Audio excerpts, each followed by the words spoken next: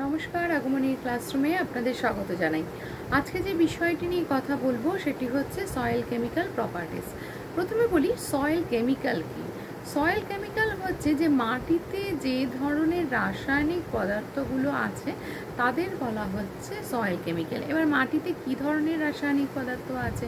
মাটিতে নাইট্রোজেন আছে, সোডিয়াম আছে, পটাশিয়াম আছে, তারপরে বিভিন্ন ক্যাটায়ন আছে, তারপরে মাটির পিএইচ আছে, যেটা অ্যাসিড ক্ষার নির্দেশক। মাটিতে ক্যালসিয়াম আছে, আয়রন আছে, ফসফরাস আছে, এরকম বহু কিছু মাটিতে রয়েছে। তো এগুলো যেহেতু বিভিন্নভাবে বিভিন্ন রকম লবণ রয়েছে মাটিতে, তো এই সমস্ত কিছু কিন্তু বহু সময় নিজেরা পরস্পর বিক্রিয়া করে বিভিন্নভাবে সংযুক্ত হয়। এইগুলো আমাদের জীবন ধারণের জন্য মানে জীবদের জীবন ধারণের জন্য অত্যন্ত গুরুত্বপূর্ণ হয়ে ওঠে। তো মাটিতে যে সমস্ত রাসায়নিক পদার্থগুলো রয়েছে তারা কি করে না নিজেদের মধ্যে বিভিন্নভাবে বিভিন্ন সময় সংযুক্ত হয় রাসায়নিক বিক্রিয়ার মাধ্যমে, এবং সংযুক্ত হয় আমাদের বিভিন্ন কাজে, দেহ গঠনের কাজে লাগে।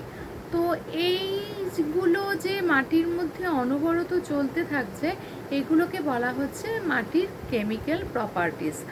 আর এই কেমিক্যাল প্রপার্টিস গুলো করতে কারা সাহায্য করে না, পরিবেশের বিভিন্ন ভৌত দিকগুলো, যেমন আলো, জল, বায়ু, এছাড়া বিভিন্ন রকম ছোটোখাটো জীব, যারা কি করে এই সমস্ত বিক্রিয়া ঘটাতে সাহায্য করে, যা কি করছে আবারও বলছি আমাদের দেহ গঠন, আমাদের চাহিদা পূরণ করতে সাহায্য করে।